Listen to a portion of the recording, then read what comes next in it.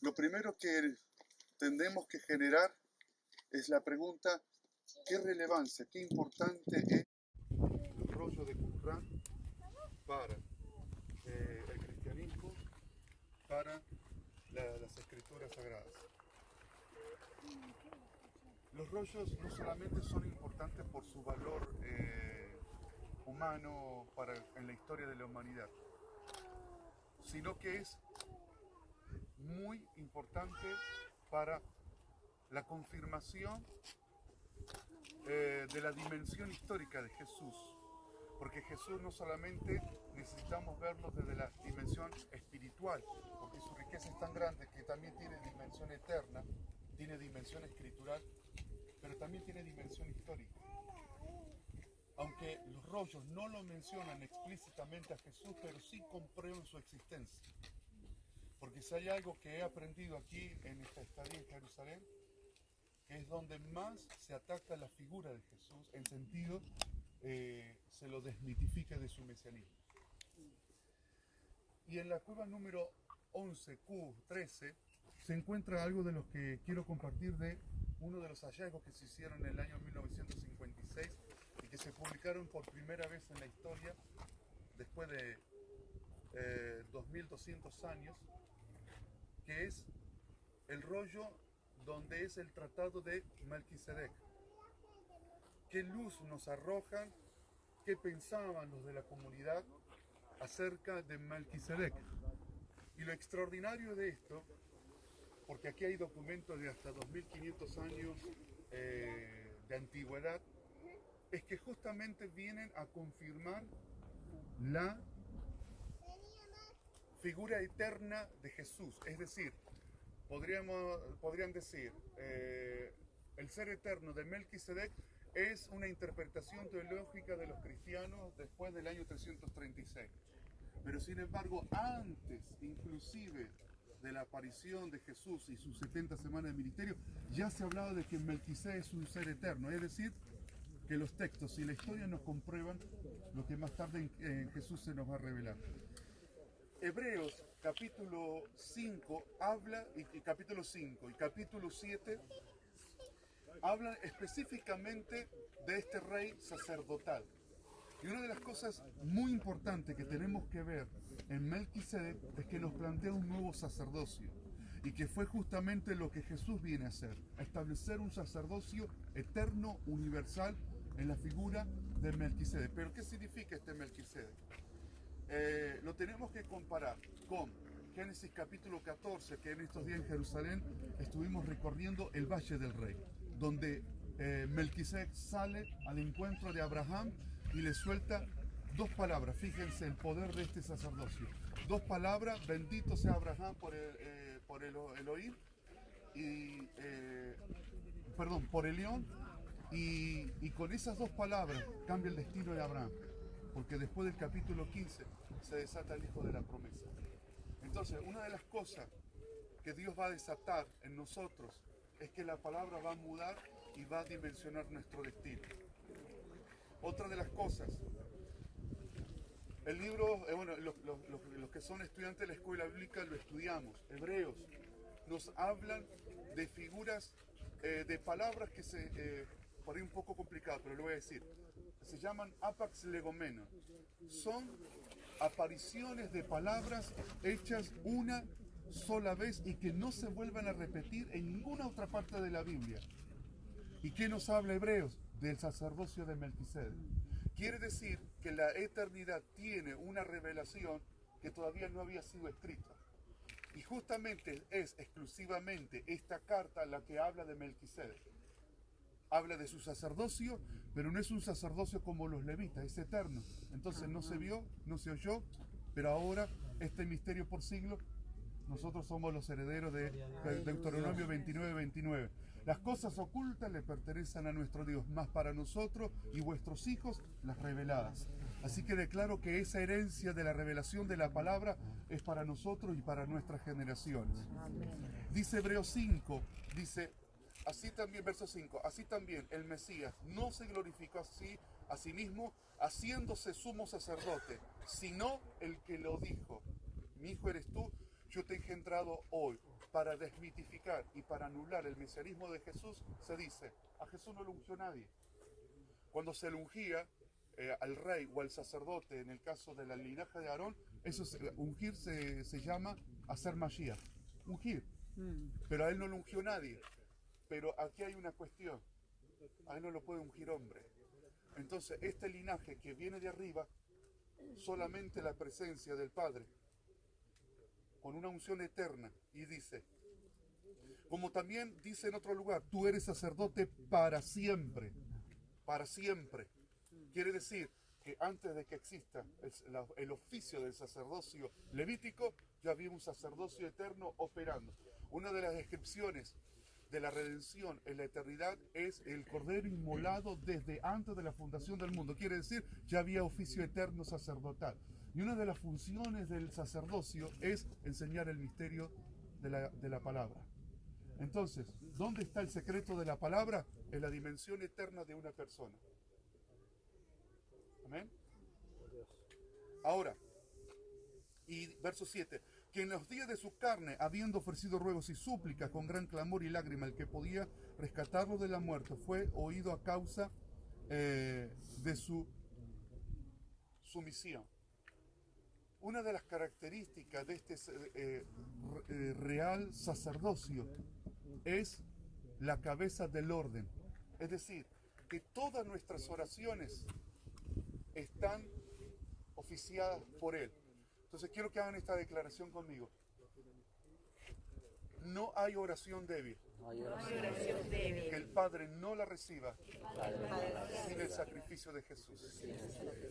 Todas nuestras oraciones pasan por su legislación. Él es cabeza de todas las oraciones que se hacen. Entonces aquí, y con esto ya empieza a cerrar. Bueno, hay mucho para hablar de lo que dice el rollo, pero lo que dice, el trasfondo de lo que dice el rollo de Melquisedec es un poco el contexto de lo que estoy diciendo. Lucas, por ejemplo, aparece la expresión repetida veces, hijo de hombre, hijo de hombre. En otro lugar, ¿dónde lo encontramos? Libro del profeta Ezequiel. ¿Quién era Ezequiel? Un sacerdote, un profeta, que se movió en una dimensión profética elevada. No solamente se movió en lo que es la evidencia y en lo que es la sabiduría de la palabra como sacerdote, también se movió en dimensión como en la que se movió Felipe. ¿Se recuerdan de Felipe con el etíope? Bien, es uno de los que más usa la expresión hijo de hombre, pero aquí está el secreto y lo que acabamos de leer en el texto. ¿Qué lo caracterizó a Jesús? Jesús mínimamente no dejaba de orar como mínimo 1 hora. Antes de la crucifixión dice que oró 3 horas. Cuando eligió a los estudiantes apóstoles, dice que amaneció en oración y de allí se hizo la elección. Es decir, que lo que dice Zacarías, que en los tiempos finales sería derramado espíritu de oración, ¿qué significa? El crecimiento de la vida sacerdotal de Jesús en nosotros. Es decir, que en este lugar declaramos que se desata y se desarrolla el espíritu de oración que hubo en Jesús para prepararnos para el tiempo final. Ahora, volviendo a la expresión hijo de hombre. Hijo de hombre, la palabra hombre tiene que ver con ser de oración. Cuando Dios dijo hombre, Dios dijo un ser hablante de oración. Declaren conmigo, todo lo que hablamos es para Dios oraciones. Es que nosotros hacemos la liturgia. ¿No le ha pasado muchas veces que cosas que no hicimos dentro del oficialismo, ¿no? de arrodillarse o lo que fuese, que Dios respondió cosas que solo hablamos porque no hay distinción para Dios? Porque Él creó un ser de oración. Ahora, la expresión hijo de hombres, ¿vieron en Lucas? Aparece porque el hijo del hombre será entregado en mano de hombre. Hijo de hombre, ¿qué significa? En la figura de Melquisedec, este rey que apareció a Abraham, que nosotros vemos por revelación, el ser eterno que aparece a Abraham, es el rey de las oraciones. Y también significa hombre que juzga a hombre. ¿Qué es lo que entendían? ¿Qué es lo que entendían los de la comunidad? Desde allá, estoy hablando de hace 2200 años, o 2150 años aproximadamente, que ellos ya entendían que este rey tiene poder para hacer juicio y que este rey es el que va a confrontar a los hijos de Belial con la luz. Por ejemplo, Juan el Bautista, ¿se recuerdan que dicen y que manda a preguntar, ¿eres tú el que había de venir o esperaremos a otro? Porque esto es lo que pensaba la comunidad. La comunidad pensaba de que iban a venir dos Mesías. Un Mesías rey, pero un Mesías maestro de justicia. Lo que nosotros vimos en el maestro de justicia. Ahora, la revelación de Jesús en nosotros es para decodificar todos los misterios escondidos en los rollos. ¿Eso dónde está? Está en nuestro espíritu. Se recuerdan que Ezequiel, este sacerdote, come del rollo. Y cuando come, participa de la palabra.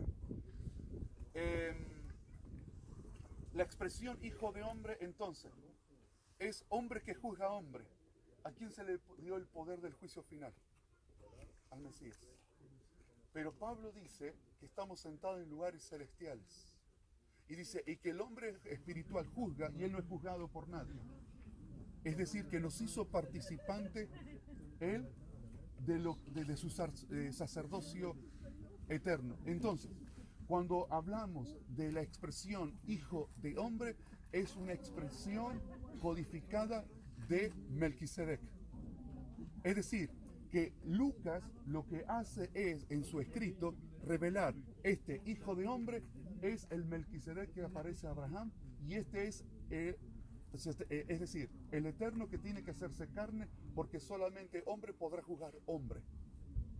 ¿Y qué nos enseña Hebreos? Nos enseña que él caminó en oraciones, en sumisión, en obediencia a Dios y hasta la muerte. Ahora, una de las revelaciones más extraordinarias que nosotros aprendimos. No hay contradicción en la humanidad de Jesús con su eternidad. Esto es un poco la figura de Melquisedec. ¿Por qué? Porque va a venir para juzgar. Va a venir para juzgar.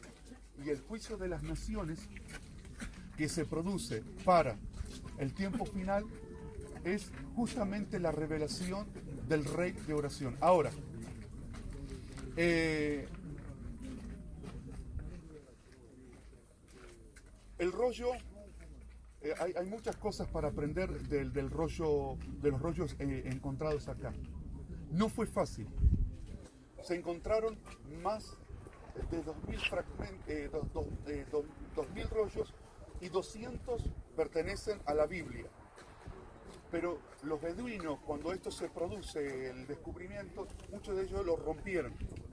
¿Para qué? Para poder venderlo y ganar dinero, porque ellos viven del robo, del comercio. Y lo que tuvieron que hacer para que nosotros podamos saber lo que está escrito en el rollo, por ejemplo, el rollo de Melquisedec es difícil porque estaba muy deteriorado cuando lo encontraron. Tuvieron que reconstruir 23.000 fragmentos. Muchos de ellos no se sabía absolutamente nada. ¿Qué decía? Lo mucho, le decía al doctor Royman, apasionante de trabajar con esto. Sí, pero es un dolor de cabeza. Porque tener que reconstruir un texto que no sabemos nada, qué dice, y poder armar esta armonía. Silent, please. Reconstruir este texto es realmente un trabajo muy, pero muy minucioso. Ahora, ¿qué es lo que nosotros podemos ver confirmando las Escrituras? Que este misterio, escondido por siglos, ahora está toda esa dimensión en nosotros. No existe en el tiempo de los profetas la palabra abstracto, concepto, filosofía. No existía, porque mayormente el lenguaje es de verbo. Quiere decir que la palabra tiene movimiento, la palabra tiene vida. La palabra siempre tiene una acción. Entonces, una de las cosas que vamos a recibir en este momento, el rollo se va a mover en nuestro espíritu. Nuestra vida de la palabra va a ser dimensionada. El precio que pagaron los investigadores por las pesquisas para reconstruir un texto, bueno, todo está encerrado en una figura. ¿Por qué? Porque el rey de oraciones, pero a la vez sacerdotal, es lo que conjuga las dos cosas. Que toda la escritura es algo orado. Toda la escritura es un lenguaje de oración. Pero todo ese lenguaje está en nuestro espíritu. ¿Por qué? Porque tenemos la palabra hecha carne. Así que una de las cosas que Dios nos habló proféticamente que iba a suceder aquí es que los códigos se iban a revelar. Así que nos vamos a preparar. Esto nos va a traer una luz para el tiempo final. Uno de los significados en el judaísmo antiguo para infierno es estar en oscuridad, diferente a lo que se piensa en la teología cristiana, que es el fuego quemando. Pero ellos dicen, el fuego no puede quemar alma, el fuego solo puede quemar cuerpo, hueso. Entonces, estar en el infierno significa estar en oscuridad. Pero nosotros tenemos la enseñanza de la luz. Así que el infierno es completamente derrotado por la luz que recibimos del que dijo: yo soy la luz del mundo. Oramos. Padre, en el nombre de Jesús, los profetas indagaron acerca de todas estas cosas y dice tu palabra que ellos indagaron acerca de qué tiempo serían estas cosas, pero está escrito que fueron resguardadas para nosotros, Señor. Amén. Hoy declaramos en el nombre de Jesús, cada letra es un código y cada código es un misterio revelado. Señor, hombres que anduvieron por aquí en una búsqueda, y aún Pablo que anduvo por aquí y fue trasladado al tercer cielo, dice que a él le fue revelado el misterio del Evangelio, de la participación y de nuestra herencia de Dios y la herencia del Mesías junto con el pueblo de Israel como, Señor, olivo injertado. Amén. Ahora nos metemos en el nombre de Jesús a través del pacto eterno, a través de la habilitación de la sangre al lugar santo de los santos en el corazón de Dios. Nos metemos en el espíritu de la revelación profética y comienza a abrirse la palabra en el nombre de Jesús en todas sus revelaciones, por la plenitud de aquel que todo lo llena en todo. Ahora en el nombre de Jesús hablo proféticamente a cada depósito espiritual, hablo a cada depósito y declaro que se produce una sinapsis, una conexión cielo-tierra, una conexión de espíritu, una conexión, como dijo Juan: sobre vosotros está la unción del Santo. Y declaro que esa enseñanza de Mashiach se nos hace ahora vida, poder, una dimensión de oraciones de gobierno, oraciones de restauración, oraciones que activan la profecía, oraciones de avance en el nombre de Jesús. Hoy declaramos, Señor, que la iluminación sobre lo escrito son los cielos abiertos sobre nosotros y son sellados en nuestro espíritu para establecerlo en las naciones de la tierra. En el nombre poderoso de Jesús, absorbemos el espíritu de oración de el Rey de las oraciones. Y todas nuestras oraciones que están en tu pacto eterno, en el libro de las memorias, hoy declaramos que hecho está por la consumación del Cordero inmolado. Gracias, Señor. Y abrimos ahora esta puerta. Abrimos esta puerta a las naciones. Abrimos la puerta a las culturas. Abrimos a los que están en la oscuridad, en un infierno de oscuridad. Y declaramos: sea la luz. Y viene el orden. Y no quede espacio vacío que no se llene por la revelación de la palabra. Cristo en nosotros, esperanza de gloria. Amén.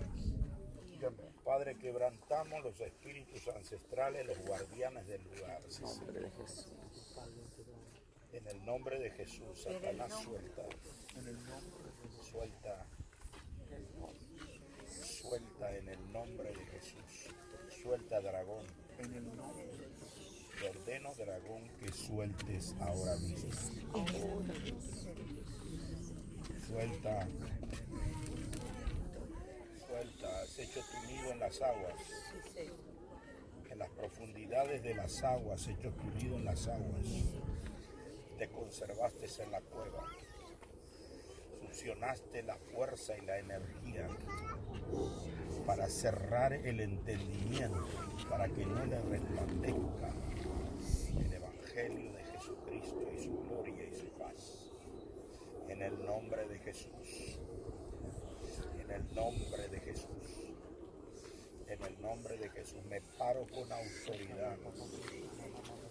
Y ahora te confronto con la palabra. Y en el nombre de Jesús, escrito está, Satanás. Escrito está, serpiente tortuosa, dragón, el Todopoderoso quebranta y clava la espada en la cabeza. En el nombre de Jesús. En el nombre de Jesús, y con garfio te saca al desierto para quebrarte y destruirte completamente. En el nombre de Jesús. Reba proclama Naya. Hay varias potestades de países aquí reunidas en este mismo instante.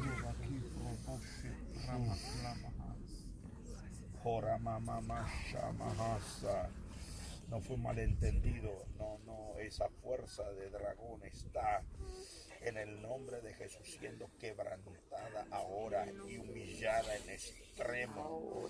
En el nombre de Jesús se libera ese conflicto, se libera ese conflicto, se libera ese conflicto, se corta lo que la línea aldea y viene de Corea, que viene de Asia.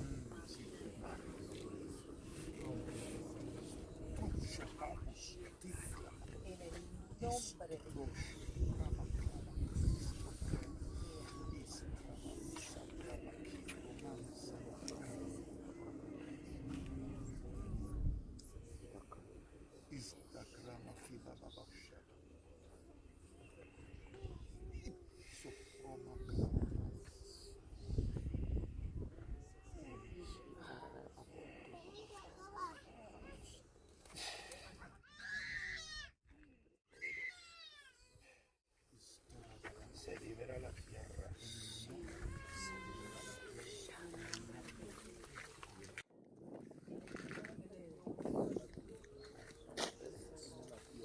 En el nombre de Jesús.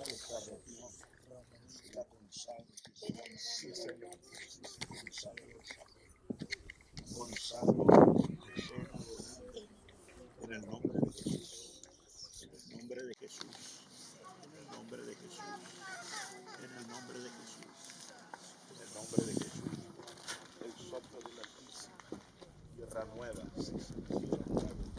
Que gobierna la mujer. En el nombre de Jesús. La serpiente ha sido cazada. En el nombre de Jesús, los aires nuevos, bendecidos. La fragancia del Eterno. La fragancia del Eterno. La fragancia del Eterno. La visión. La palabra. La visión. Dios habló a Moisés. La tierra que veas. La palabra. El príncipe de este mundo cegando todo entendimiento para que no resplandezca. Está siendo sacado de las tierras de la ignorancia. Está siendo abierta a la nación. Otra vez la palabra vuelve a la nación. Otra vez la palabra en las manos de los pueblos, de las iglesias, de las escuelas, de la educación, de las casas, de la familia. Otra vez se abre. No solo el libro, se abre la palabra viviente. Se abre la palabra viviente a través de la palabra escrita. En el nombre de Jesús sellamos esta declaración con anillo de sellar. En el nombre del Padre, del Hijo y del Espíritu Santo.